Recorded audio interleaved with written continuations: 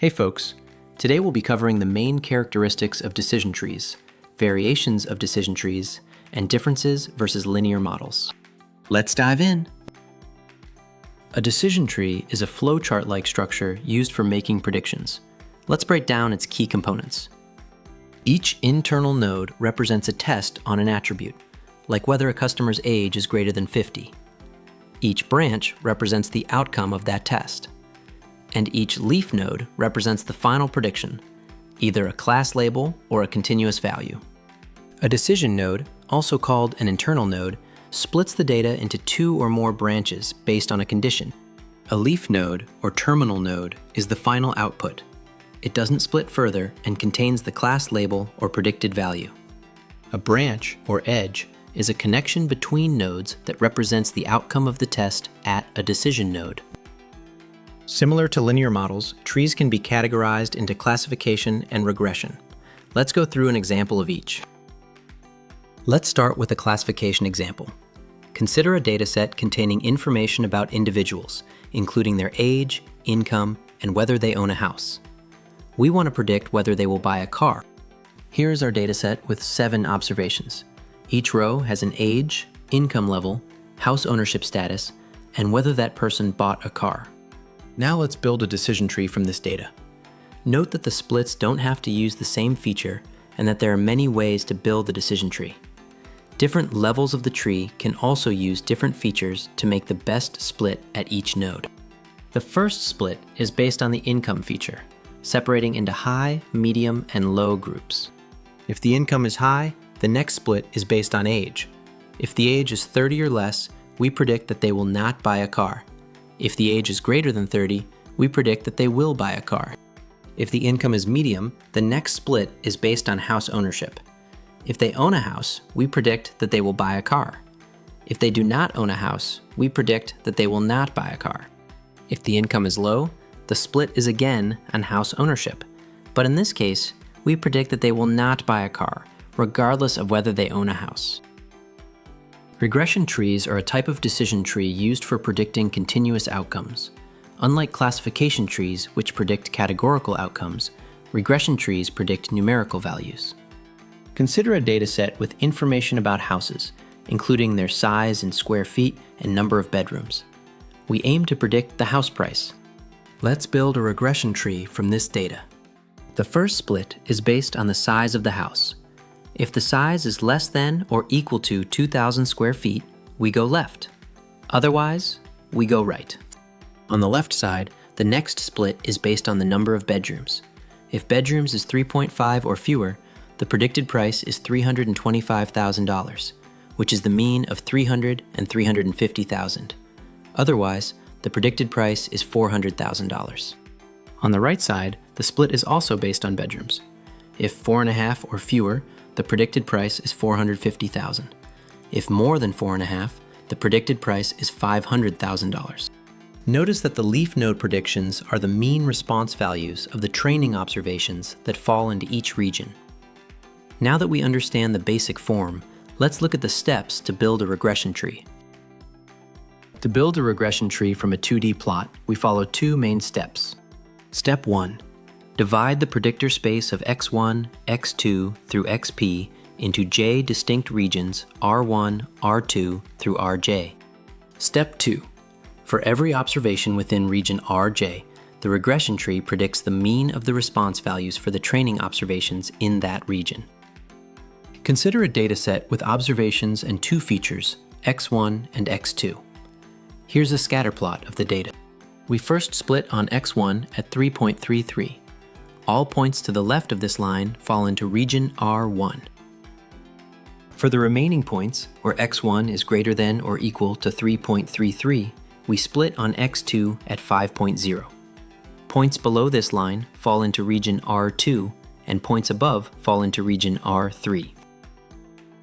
The mean response values are 4.0 for R1, 3.0 for R2, and 7.0 for R3. This partitioning can also be represented as a decision tree. Let's keep the plot on the left so we can compare the regions to the tree. Starting at the root, we check if x1 is less than 3.33.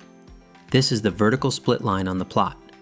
If yes, We follow the left branch and land in region R1, the highlighted region on the left of the plot, with a prediction of 4.0. If no, we move down the right branch to the next split and check if x2 is less than 5.0. This is the horizontal line on the plot. If x2 is less than 5.0, we land in region R2, the lower right region of the plot, and predict 3.0. Otherwise, we land in region R3, the upper right region of the plot, and predict 7.0.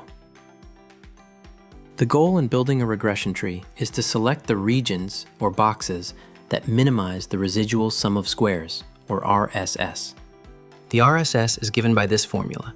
It measures the total variance within all the regions, where yi is the actual response value for observation I, and y hat rj is the mean response for region rj. Minimizing the RSS involves finding the optimal splits that reduce the within-region variance, leading to more accurate predictions. However, evaluating every possible way to partition the feature space into J boxes is computationally impractical. One practical approach is to apply recursive binary splitting, which we will cover in the next video. Similar to a regression tree, a classification tree is constructed by recursively splitting data, but instead of minimizing RSS, classification trees use different criteria. Let's look at the three main ones. The classification error rate measures the proportion of observations that do not belong to the most common class. Here, p hat mk is the proportion of observations in region M that belong to class K. However, the classification error rate is not sufficiently sensitive for tree growing. The Gini index and entropy are more popular in practice because they are more sensitive to node purity. The Gini index is a measure of node purity, which we'll define in the next section. It basically accounts for the distribution of classes within a node.